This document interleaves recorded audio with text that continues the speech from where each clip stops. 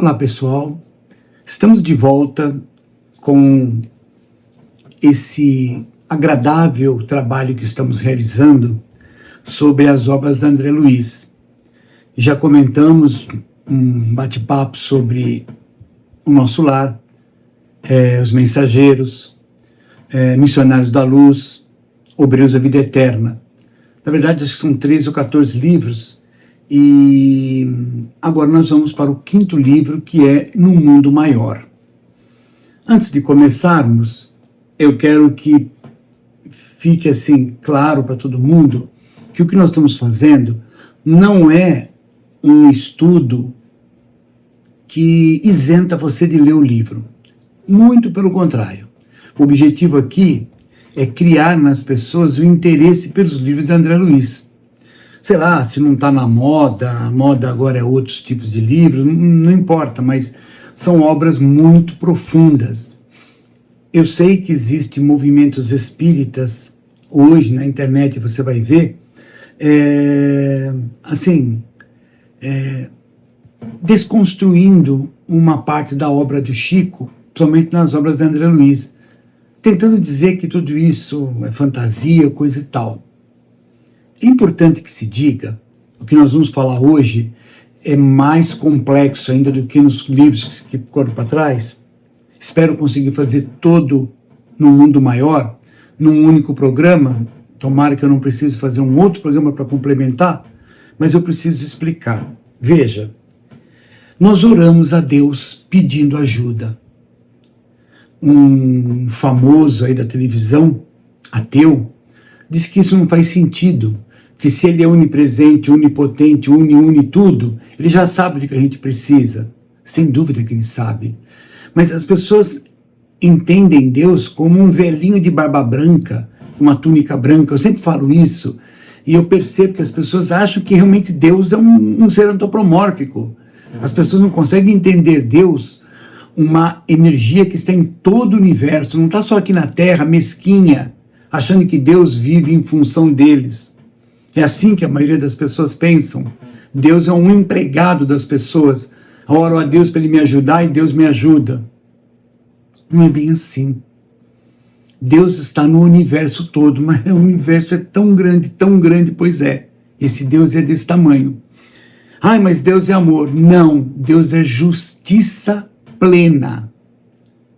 Dar a Deus o sentimento de amor é trazer Ele à insignificância humana, desculpe usar essa palavra. Ele transcende a tudo isso. Por que eu estou falando isso?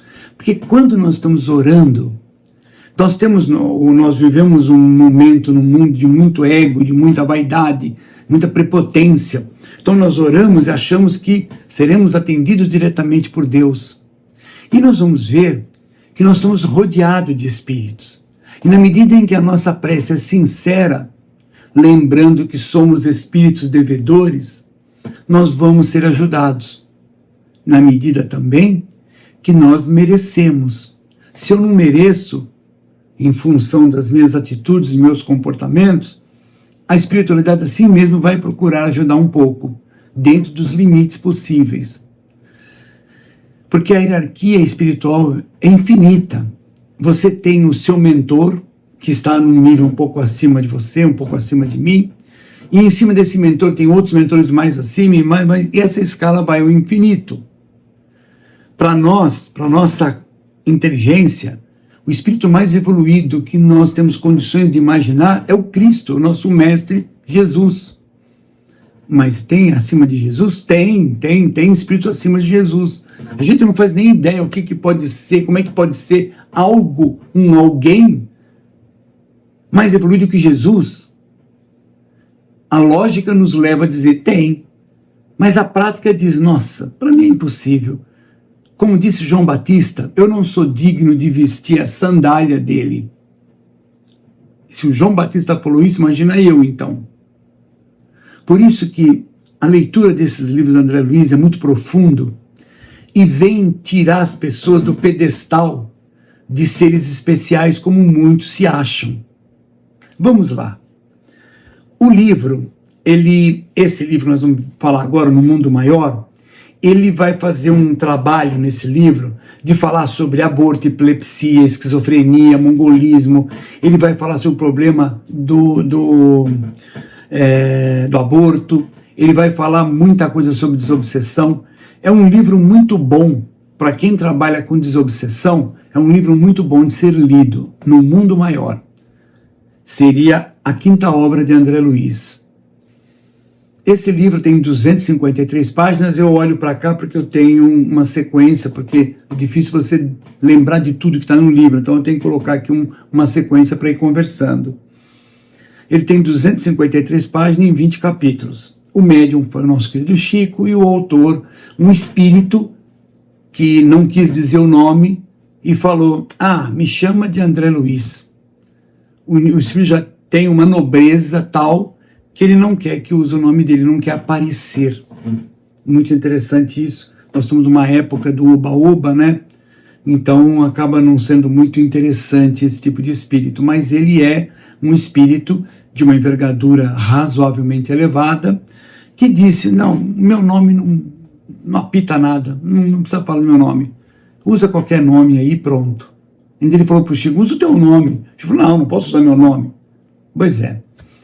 Nesse livro aparecem dois nomes importantes, Eusébio, que é um instrutor, e o Calderaro, que é um assistente espiritual, especialista em atendimento na crosta terrestre, que o André Luiz chamou de psiquiatria iluminada, uma psiquiatria transcendental, que não olha o problema da doença mental apenas pelo lado físico, mas também no contexto espiritual.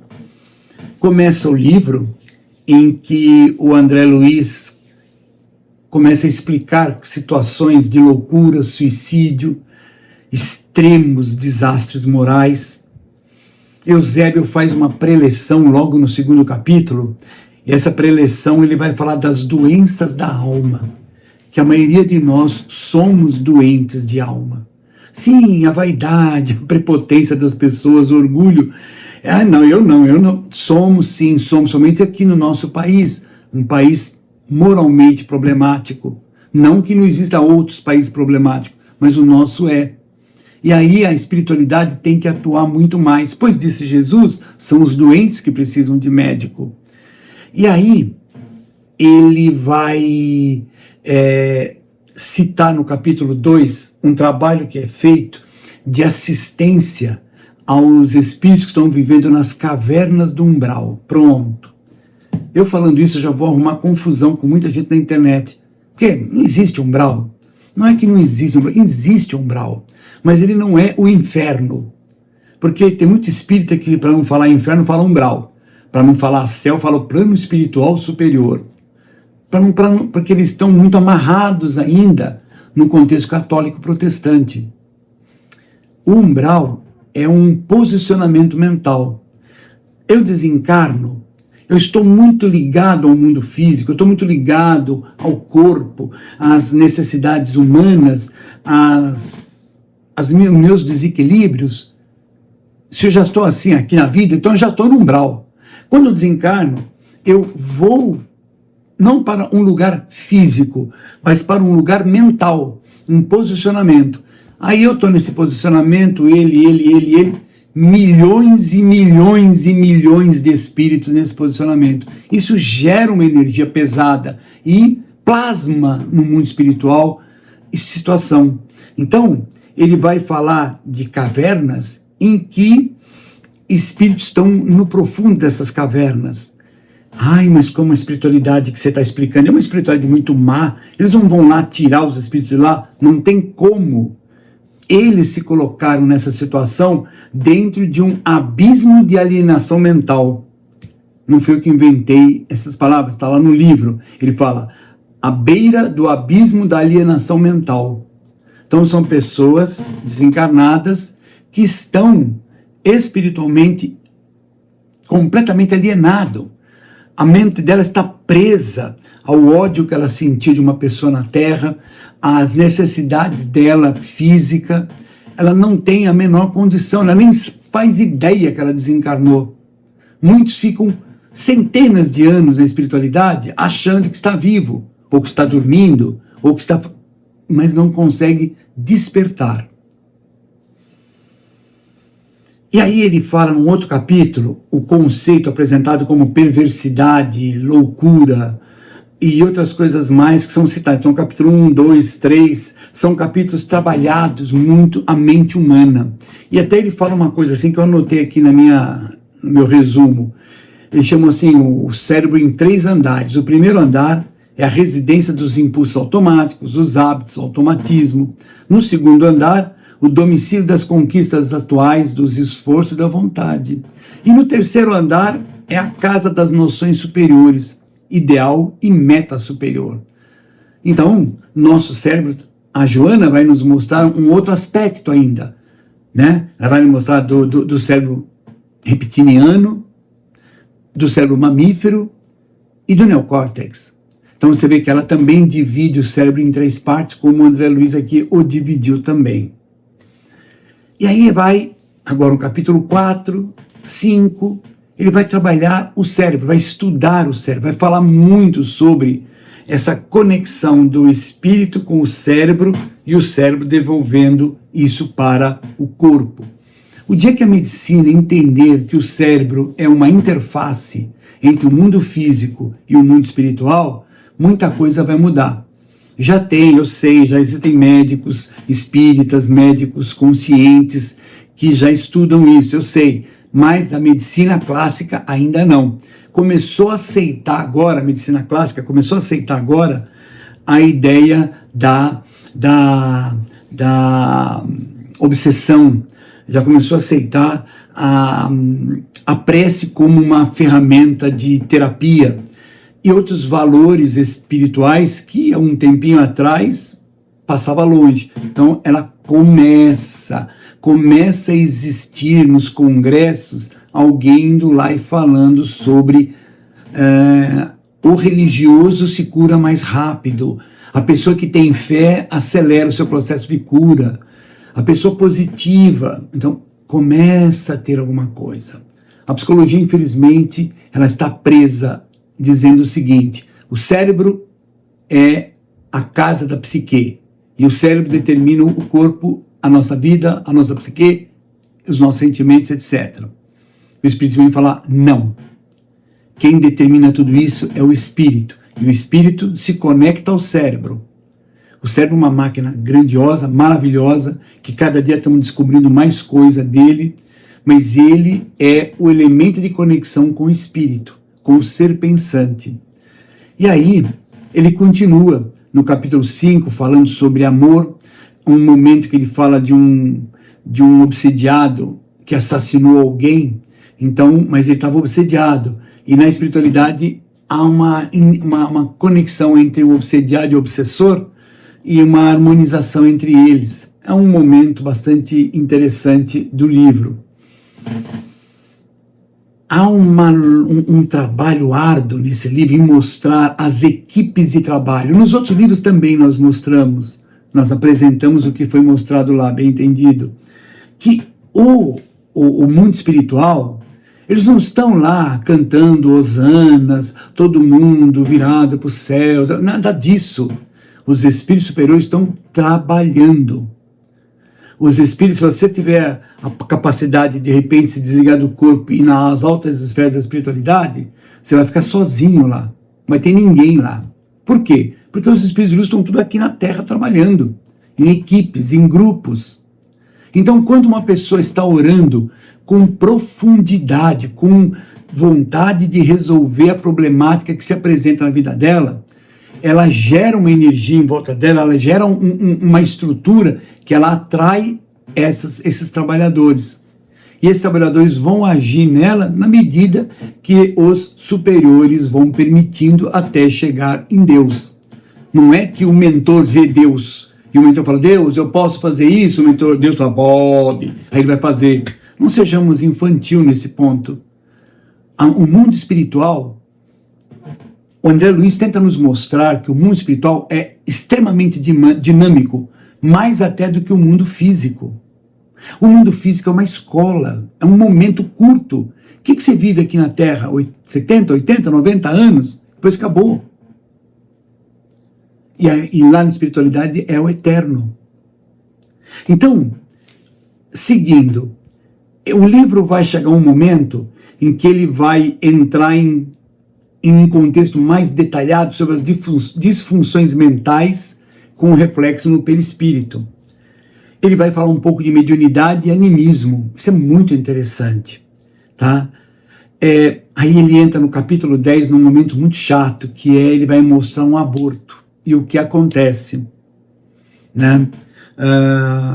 Os sistemas políticos materialistas, eles são a favor do aborto, e alguns são uma loucura, eles são a favor do aborto até o sexto mês, é coisa assim terrível. Eu tenho uma visão sobre isso, mas não cabe aqui ser colocado. Mas é importante que entendamos, é importante que nós tenhamos um entendimento de que o mundo espiritual está à nossa volta. Paulo já falava isso, Sócrates já falava isso. Paulo dizia, nós temos uma multidão de... que nem se fala, você está num teatro, você está ali representando e as pessoas estão sentadas na cadeira assistindo. Tem um nome que me foge agora, que é essa multidão de espíritos à nossa volta, nos vendo a todo momento. Esses são os olhos de Deus. São os espíritos que estão nos assistindo. E esses que estão nos assistindo, se ele tem um nível de espiritualidade baixo, ele vem se juntar a infeliz comportamento nosso. Se é um espírito de um patamar um pouquinho mais elevado, ele vem para tentar nos ajudar a acordar. Ele vem mostrar caminhos, ele vem gerar intuição para a gente, para que nós possamos mudar essa nossa forma de pensar. É muito interessante que nesse livro vai existir então a Cecília, que é uma mãe grávida que provoca o aborto e desencarna, e Liana, uma enfermeira aqui na Terra que gerou o aborto. Então a gente percebe quanto é interessante esse livro. Depois vai aparecer o Fabrício, que é um enfermo esquizofrênico, a mulher dele, a Inês, que tenta ajudá-lo, e aparece o Fabricinho, que é o neto de Fabrício. Ele tem 8 anos nesse momento, mas na verdade ele é pai do Fabrício em encarnações passadas, mostrando a conexão. Agora ele vai começar a falar um pouco sobre a sexualidade, sobre enfermidades, psicose. Tudo isso vai sendo trabalhado aí no capítulo 11, 12, 13. Ele vai falar sobre, como eu falei lá no começo, sobre essas cavernas, é onde o André Luiz não é permitido ele entrar. Por quê? Porque o André Luiz não tem capacidade espiritual, naquele momento, de entrar naquele lugar. Então é assim, eu vi uma coisa que o cara fala assim, você se curou da bebida? Eu me curei, eu não sou mais alcoólatra. Tá, e o que você faria se eu trancasse você num quarto e colocasse lá várias garrafas de bebida alcoólica? Se você conseguisse me trancar naquele quarto com várias garrafas de bebida alcoólica, eu ia beber todas as bebidas que estão lá naquele quarto. Mas eu não me deixaria trancar naquele quarto, para que eu não fosse submetido, sabendo eu das minhas fraquezas. Então, os espíritos falaram, não, André Luiz, você não pode descer lá, porque o nível de energético que tem lá vai te abalar, e você vai se desequilibrar. Isso é uma lição muito importante para nós. Orai e vigiai. Porque nós somos ainda espíritos que está encarnado. O espírito está preparado, mas a carne é fraca. É uma frase clássica que a pessoa usa para brincar por aí, mas é uma realidade. Nós temos que tudo me é lícito, diz Paulo. Algumas coisas não me convêm. Então, esse trabalho que eles vão executando na busca desses espíritos presos num contexto mental que prende eles, como nós fazemos no nosso dia a dia. Quantos de nós, muitas vezes, nos prendemos em pensamento, em atitudes, e mesmo que as pessoas falem, não, cara, não faz assim, não vai, você está determinado a fazer aquela besteira e vai lá e faz a besteira, fala besteira, tem uma ação pobre, quando eu falo pobre, pelo amor de Deus, não é pobre de dinheiro, é pobre de espiritualidade. E aí ele começa a falar sobre um assunto muito delicado, já para o final do livro, que é o suicídio. Ele fala: cuidado com a impaciência, com a tristeza e com a alienação mental que pode levar ao suicídio. E nesse momento, no capítulo 18, ocorre uma situação comovente. O André Luiz encontra e socorre o seu avô, a quem André amava muito quando criança. Seu avô estava há 40 anos estacionado no baixo umbral. Por que baixo umbral? Tem um umbral mais alto? Não é, são termos apenas usados em camadas de profundidade de alienação que o espírito tem desencarnado. Né? Então ele achou o vô dele, foi lá ajudar. É muito bonito esse capítulo. Então, caminha para o capítulo 19, de reaproximação, onde ele vai mostrar muitas pessoas desencarnadas se reaproximando com outros desencarnados. Mas isso não é igual a um filme, onde tudo é água com açúcar. Essas reaproximações, elas são doloridas, elas são profundas. É só você imaginar alguém que você tem separado de você, que já desencarnou, e quando você desencarnar, quem sabe será reaproximado. Não é porque vai casar, não é porque, nada disso. É reaproximação de harmonia, porque às vezes ele está carregando um peso nas costas do ódio, de comportamentos nada éticos. E essa reaproximação vai fazer essas mudanças. É muito lindo. É muito lindo. Quando lá no primeiro livro, o André Luiz e o pai dele se reconcilia com uma pessoa que ele prejudicou muito aqui na vida. E quem de nós não prejudicou pessoas? Quem de nós não pisou no tomate? Quem não tiver pecado, que atire a primeira pedra.